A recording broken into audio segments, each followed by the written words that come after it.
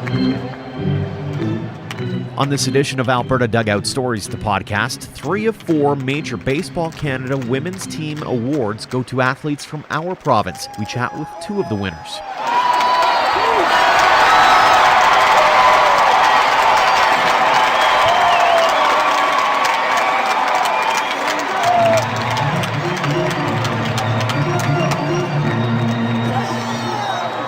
Welcome to episode 84 of Alberta Dugout Stories, the podcast. I'm Joe McFarland. This is another, shall we say, bonus episode, as we got some very cool news from Baseball Canada over the last few days. The Women's National Team award winners were unveiled last Thursday, and congratulations going out to MVP Kelsey Lalor, Ashley Stevenson Award winner Amanda Asay, Futures Award winner Ellie Jesperson, and Special Recognition Award winner Nicole Luchanski. You heard that right. 3 of the 4 award winners are from this province, and all have been guests on this podcast at one time or another. So we thought we'd check back in with a couple who haven't been on for a while. We'll start things off with MVP Kelsey Lalor. In the words of Baseball Canada brass, the Red Deer Natives game was, quote, truly impressive in all aspects through the qualifying tournament in Mexico, where the team won bronze.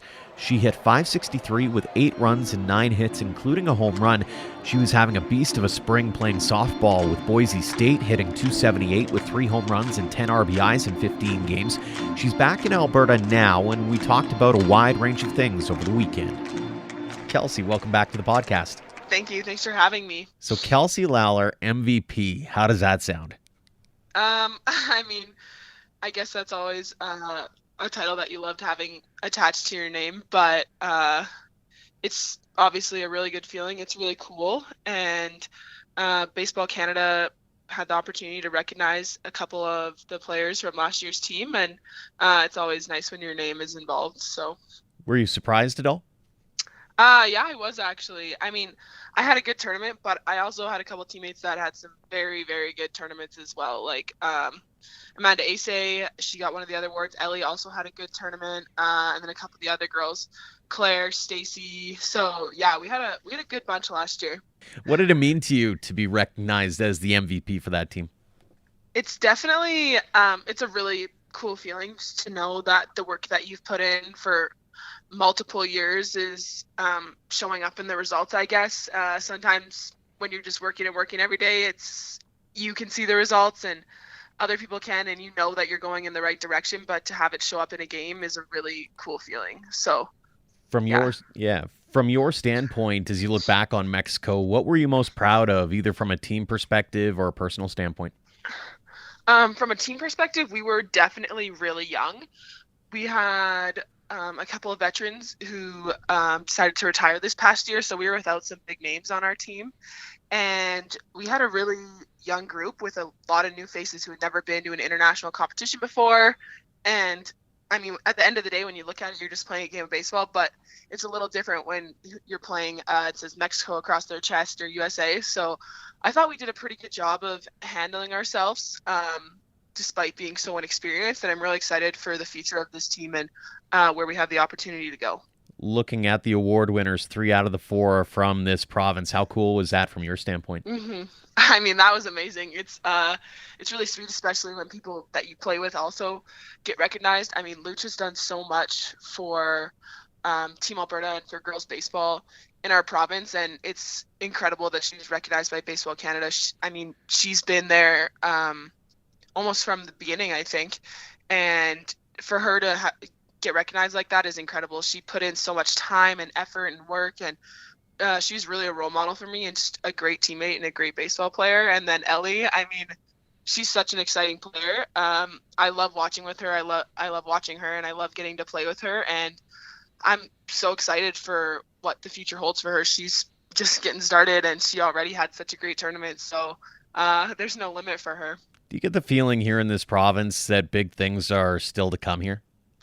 Oh yeah, for sure. I mean, girls baseball is still growing, and we have a good group now, a good solid group at the women's open age. We're still really young, so we have lots of talent coming, and we have lots of young girls who I'm sure are just excited to get to play with some of us for sure. But from what I've heard, like, our numbers in baseball just keep growing, and I mean, there's full girls teams now that are playing in Mosquito and Pee, and that was not a thing when I was that age. So it's really cool to see that what we've done over the past few years is really given some other girls some opportunities and is just creating, I mean, I guess teams for them that they get to play on and get to play the sport they love.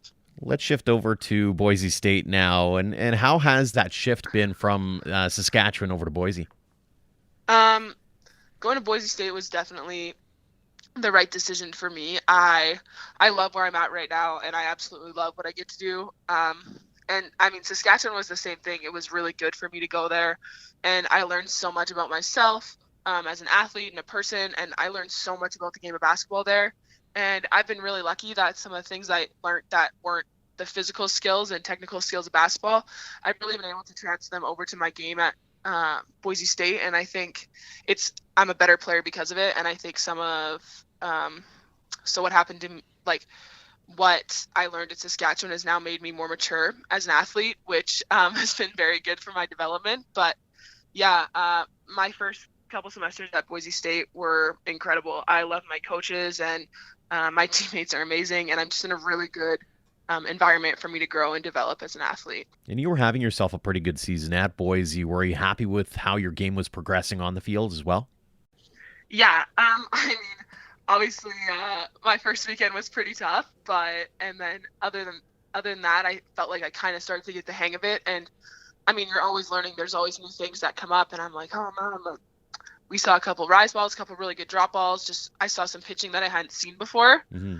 So for me, it was I learned some lessons definitely when I was there, but I just had so much fun just being a student of the game and just learning. And it's just a really good environment that my team has created there. So it was so much fun just to be around that group all the time. And yeah, we made it through our non-conference season, and we were supposed to play our first home series the weekend. Everything got shut down. So that was tough. But I mean, through the first, I think we played 25 games. Yeah. Through our first 25 games. Yeah, I thought I did all right. Was that a difficult transition to go from baseball to softball, or were you already kind of a student of both games? Yeah, it was a hard transition. I mean, it's still a process. It's still happening. And I was really lucky that I had some coaches that were really willing to work with me and put in time and just support me a whole lot. Even when I got frustrated, they sometimes were there to remind me that, hey, you've only been playing this game for a couple months. Like, we can work through this. We'll figure it out. Like, so that was really nice that they were patient, and they were just there to help me learn and help me get better every day. So that was definitely a huge part of it. But I mean, yeah, the transition's still happening, and there's parts of the game that are like very similar. Lots of the things are very different. I mean, are very similar, and there's just some small things here and there that are different. Like, my swing is still the exact same. Like, I haven't really changed anything. We worked on some timing, some of that kind of stuff, like pitch recognition and seeing the ball. But other than that, everything's pretty much the same. Is that the hardest part, is figuring out where the ball's being released from? Instead of being overhand, it's now under? Yeah, it's good. We faced some girls that throw some pretty nasty pitches. They got some good spin, and they throw it hard and it moves. So yeah, that's probably been the toughest part, but it's been really fun. Just being a student of the game and learning again. And there's so much now that I've learned from softball that I can carry over to my baseball game, and vice versa. Some of the things that have really helped me in baseball, especially being with the national team for a while, that they've really translated over to my game. Now, obviously, we got to talk a little bit about, the world around us right now, and everybody's been thrown for a loop. I'm curious, where were you when all this came down? I was in Boise still, and so I guess the first news, it really happened so quickly. Initially, so we'd heard that we were going to play our games, and it was going to be like limited fans. So it was basically going to be immediate family, and that's what they're going to do for March Madness. And then it was going to be no fans. And then all of a sudden it was no games. Everything was canceled. So that kind of happened really quickly. But after the NBA got canceled, we kind of figured it was coming to us just to keep everybody safe. And then, I was in Boise for a little bit. And then when everything like really started to shut down and they started putting information out that all Canadians abroad should return home, then we decided that the best thing for me would be to come home right now. What was it like doing that trek back home and not really knowing what was happening, given how fast everything was happening? I mean, it was definitely weird. It was like 15-hour car ride by myself, so lots of time to think. And I think almost you're just kind of in shock to start. You realize, and then all of a sudden it just kind of hits you. You're like, man, like my season is over, and that's it. That's all we get. Like this exact team will never be together again. And you realize that now my school's online, and we're gonna have to learn to adjust to that. And I'm going home, and all my teammates are gonna be home, and everybody's gonna be all spread out, and it's just something you never expect. But this is really something that's bigger than sports, and we've seen that with like the rate at which this spreads at. Obviously the measures that we're taking are in everybody's best interest and just to keep everybody safe. So you coming home, does that affect your studies at all? No, everything has been moved. All of our classes have been moved online, so we just finish out the rest of the year through that, and then hopefully everything starts to get cleared up so we can go back in the fall. What was the last couple of weeks like as you put yourself through the self-isolation? I mean, it's tough just being in your house. My sisters and my parents are here too, so that was good. My sisters decided they're going to put themselves through self-isolation with me, so they hung out. But I hadn't been around anybody who was sick, and there was only a few cases in Idaho. I think there was maybe 4 when I left. Right. So I was coming from a pretty safe area, and same with them. But I mean, you just you start to learn, I guess, about yourself and what it's like to live that different life, and maybe get a little bit of a taste of what it's going to be like when my college softball career is done. And obviously, you're not going to be stuck inside your house, but you just kind of learn that. So right now, like my focus is on my studies and making sure I stay on top of that and getting everything done. So I'm eligible to play next year, obviously. And then, I've just been spending a lot of time with my family, which is nice because during the school year, I don't get to see them that often. And I guess you just try to knock things off your to-do list. And I mean, there's been lots of cleaning that's happened and lots of little projects here and there. But just finding ways to keep yourself busy, I guess. It's weird going from a really full and jam-packed schedule to almost nothing. And now you're actually able to go out for runs and that kind of thing because you're out of that 14-day period now. What was it like to actually go out and, experience the world again, quote unquote? Yeah, it's nice. Definitely nice to get some fresh air, see the sunshine. It'd be amazing if we got some nicer weather here in Alberta. That would be perfect. But I guess just working with what we got, and hopefully things start to turn around for us sometime soon. You kind of alluded to it a little bit, but what is your game plan heading into the next few months here, given there's just so much uncertainty, especially around, baseball? And I know there was a lot of excitement around, being able to play for the national team and that kind of thing again. What do you foresee over the next few months here? So I've really been working out at home a lot. It's been my biggest thing. So just do workouts downstairs with my family. We have some equipment. So it's nice to be able to use that. And then in the garage, I have a net and a tee set up, and we'll go and hit in there almost every night. And my dad will throw me some side toss. That's about all we can get. Our garage isn't huge. So, but it's still nice to just to be able to get some swings. And I mean, we can do little things. You can do some glove work and work out some arm care. And hopefully if the weather starts to heat up a little bit, we can play some catch and some of those kind of things. But it's definitely going to be tough. It's going to be different. So I think people are going to have to be creative with what they do, and they're going to have to find new ways to stay in shape and be ready for the season, because if we can get back, and especially now they've postponed World Cups, so it'll be at a different time during the year, and it won't be like right after everybody's season, which will be different for sure. But I think everybody's just got to do whatever they can to stay on top of their game and hopefully learn some things while they're take advantage of this time to maybe watch some baseball or some softball and learn a couple things that you don't just learn from going to practice every day. Absolutely. Well, Kelsey, appreciate your time. Thanks so much for joining us. And again, congratulations on being named Baseball Canada's MVP. Thank you. Thanks for having me. Next up is Nicole Luchanski. It's been a while since we chatted with the star as she retired from the game in December 2018. Last summer was her first away from the baseball field in a long, long time, so she was taken by surprise when she found out she had been handed the Special Recognition Award. Brass saying, quote, "It is without a doubt Nicole's dedication to the national team program is something that should be celebrated and used as an example for future players." So we talked about that and what she's been up to since hanging up the cleats. Nicole, welcome back to the podcast. Thanks for having me. What does it mean to you to have been, out of the game for the last year or so, and then you get the notification that, hey, you've won an award as well? Yeah, it was very surprising. I just saw it in the tweet like everyone else, and I thought it was a mistake. But then I read the story, obviously, and saw what they had done there, and it was really, really amazing. Because, yeah, my life has been a lot different, and I haven't really been thinking about baseball. I used to think about it every minute of every day. So, yeah, it was really cool to get that surprise. Special Recognition Award, and right off the bat, that first sentence, the heart and soul of the women's national team program since 2006. That's got to mean something to you.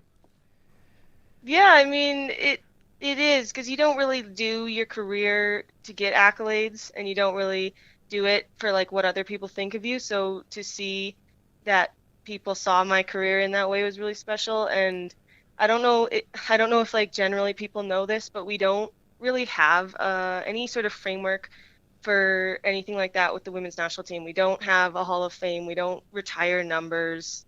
We don't even have stats. Like, you can't even finish your career and go look at your career stats, your lifetime, like where you stack up against other people or anything.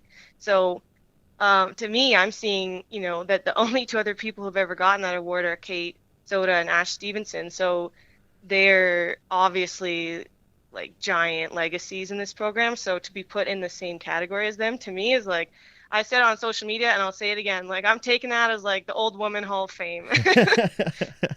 Well, and I mean, the other part of this too is that I think, especially as we've chatted with some of the younger ladies who have been making their way up the chain here, is they continually say Nicole had an impact on how my career has turned out. Even the 5 Albertans who were on the national team this last year, they all mentioned you by name. I mean, that's got to be something that, you still kind of almost can't believe that they're singling you out for that.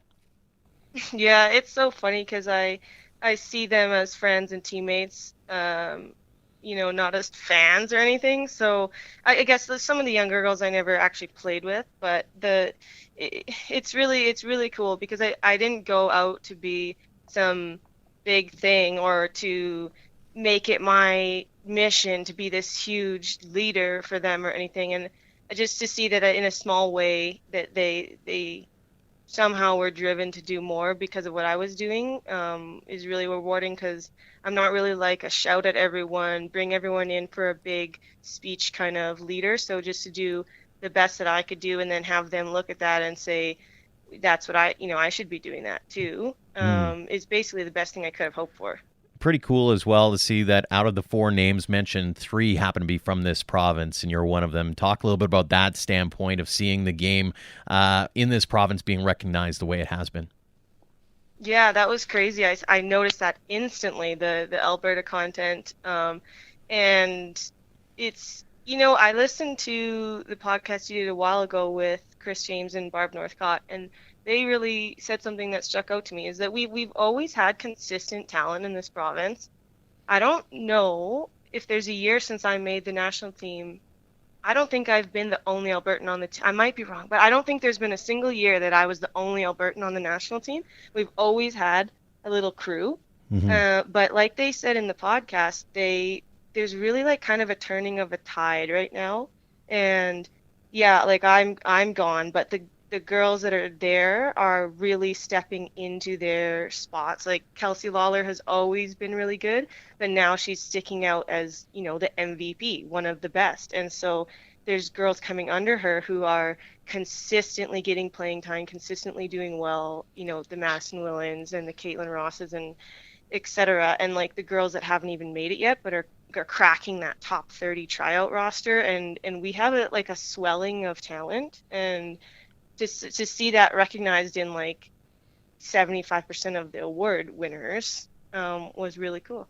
Have you been able to, over the last year and 4 months since the last time we chatted, have you been paying a lot of attention to the baseball side, or have you been kind of taking that step back and actually taking time to breathe away from the game? Both probably. I like to watch on Twitter how everything's going, and I saw the results from Mexico, and like I obviously am still friends with a lot of girls on the team, so we talk about it. But yeah, it's kind of I'm very glad to be out of it in the sense that I don't know what it was. I just really felt that it was time to move on and do other things, and sometimes you just get that certainty and you just know it's time.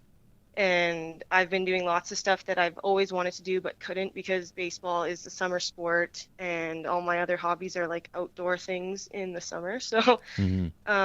yeah, I don't know. I really wanted to come watch nationals in Okotoks, but I was tree planting and it's completely impossible. So, I don't know. I went to Nova Scotia. Baseball Canada sent me to Nova Scotia for the Bantam championship and had me scout and send report back to them and be sort of their like scout for that tournament. So I've been involved, but I've definitely been taking like a much needed break. I went to Europe and now I live in Grand Cache and it's like yeah, I am in like a different world now. How much have you enjoyed actually being able to take that step back? Oh yeah, I loved it. I'm very outdoorsy person. Like as you know, I have a career in forestry, Hmm. and I have always sacrificed that since I was like about 15. And I've gone on the odd camping trip and things, of course, but just consistently sacrificing that other part of my identity. It feels so good to be back in the mountains and back doing those things, and even just have the time to go to like whatever fitness class I want instead of well, I can't stand time going to stand-up paddleboard yoga because that's not really going to help me with my baseball fitness. So I need to be in the gym doing all my baseball stuff. And now, of course, I can do whatever fitness I want. So it's like been a long time coming, and I wouldn't have been ready for it 5 years ago. I would have missed it, but I just sort of picked like the perfect time. It sounds like you've really kind of brought it all in and embraced it all. And so, has there been a moment where you kind of went, ha, because all of a sudden, all of those things that you had weren't there anymore? In a good I way, of course. In a good way, yeah. Because in a bad way, of course, I miss it when I see it happening. And that made me realize that I made the right choice. Like, I only miss baseball when I see the girl. When Okotoks was happening and I saw the results coming in, I missed it. When they were in Mexico, I missed it. When I saw, like, pictures of the girls doing their thing, that was sad because I wasn't there. But in the off season, I never missed it once. And I never missed it in the summer except when I saw what I was missing out on. So I Yeah. think that's a good sign. And again, that wouldn't have been there a couple years ago, so it was good timing to do it now. And I don't know if I had like a big like sighing, relaxing moment, but I guess it was really, really cool being able to go to Europe for 2 months and I never could have done that and been at the performance level that I wanted to be at. So Hmm. and this, again, talking about perfect timing, that was last almost a year ago. So, thank goodness I didn't put it off to this year. Hmm. Oh, absolutely. I'm curious now that you mentioned the scouting idea. Have you thought about maybe getting back into the game at some point, or is that still something that you want to put off for a little bit? Yeah, I don't know. I need to put it off for a little bit just because of where I'm living. I was also working out of Edson for the last 3 months, and I got the invitation to come to some, girls' baseball camps that they were having in Edmonton, and I would have really loved to go to those, but I couldn't make it work with the schedule. But just to be able, if I lived in Edmonton, I would go to those little things all the time. Like maybe I wouldn't coach my own team or anything, but I'd be available for those. Hmm. Uh, but in Grand Cache, it's a very small town. I don't even know what the minor baseball situation is here yet. So, but we're not exactly settled in Grand Cache forever. So it's one of those things where I just need like a little more time to get settled somewhere and figure out what I'm gonna do and the career and whatever and what time I'm gonna have. That's why like the scouting thing was good because it was a week that I was able to block off and go do, but it Hmm. wasn't a whole year commitment. When you look back on the last year, and then you look back even to your baseball career, and if you were to stand in front of all the girls again and give that piece of advice or that piece of knowledge that you've gained over the last year, what would you say to them?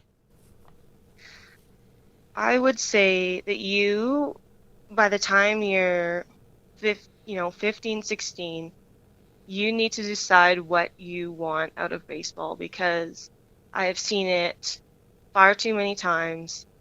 Baseball, you're playing for fun as a kid. It's great. And then you need to decide as you become, and like for women, like you're pretty much through your growth spurt by 16. I know that you're not fully developed emotionally and everything, but unlike a young man who still has a lot of growing to do, like you can be a major contributor on the national team at 16. Like a lot of us have done it. Myself, Kelsey, Ellie, Maddie, like so many 16-year-olds. And not that you can't make the national team later, but I've just seen it too many times where girls say they want to make the national team and then their actions don't match what they said. So if you just want to play baseball, like pretty competitively and have fun, but you also want to go camping and snowboarding in the winter, and you want to play hockey and school volleyball and everything, I would never knock that. That is an awesome way to have your life, be athletic, be active, have multiple different interests. Like I would never say you shouldn't do that if that's what you want. If you want to be on the national team, then you're going to have to cut some of those things. And if you don't, you will always regret. Like even if you make the national team, you're going to have trouble sticking on that roster, sticking in that starting position. And I've seen it a lot where girls say they want to make it, but they're not willing to give up their winter snowboarding or whatever, And like for an example, like a Maddie Willen, she has consistently said she's going to play hockey and baseball at the highest level, and she's not giving up either of them. Yeah, but you know what she did give up? She was also an elite level golfer. And that had to go. Like she couldn't do everything. She had to pick, and like she is so committed. She has her calendar, she has everything written out, and she does both of those sports to the highest of her ability. But she also realizes sometimes there's a conflict, and she owns that was her decision. So like she didn't make the Alberta women's hockey team because the tryouts conflicted with our baseball nationals in the summer, so she couldn't go to tryouts, so she didn't make the team. And that she made that decision herself, and so she now goes forward from there. Instead of complaining about it, she's like, nope, I decided I wanted to be a multi-sport athlete, here we go. So everybody has to focus in on what they want. Final question for you. You and I have talked about legacy before, and I'm curious what this award means to you on that side of things. Yeah, I mean, that's why it was so crazy and so special, because to stand there in the same realm as an Ashley Stevenson and a Kate Soda, like that, I don't know if I can put it into words, because like I said, we don't have anything else. This is our, well, I don't know, they only started it last year, but it's kind of our highest level. No, I don't know. That's probably not right, because I mean, being the MVP is obviously an extremely high level, but just to be in the same league as those girls, because they were so consistently good. They were always in the starting lineup. They were always looked to lead the team. And, as much as you say that girls from Alberta cite me as some sort of influence, you should talk to the girls from Ontario, because they're always talking about those two women. So it's like a weird juxtaposition, because I'm just standing here in the basement in Grand Cache while I find out about it. It doesn't seem very glamorous, but it is. It's a really special thing. Fantastic. Well, again, congratulations, Nicole. Thanks so much for joining us again on the podcast and updating us on what you've been up to lately. Yeah, thank you. Thanks again to both Kelsey Lalor and Nicole Luchanski for joining us this week. And as always, thanks to you for downloading and listening. We're extremely grateful that you turn to us for something of a distraction from the day-to-day news about the pandemic. And just like you, we can't wait for things to get back to normal and we can see some actual baseball on the field again. Until next time, thanks again for all of your support, no matter the platform, of Alberta Dugout Stories.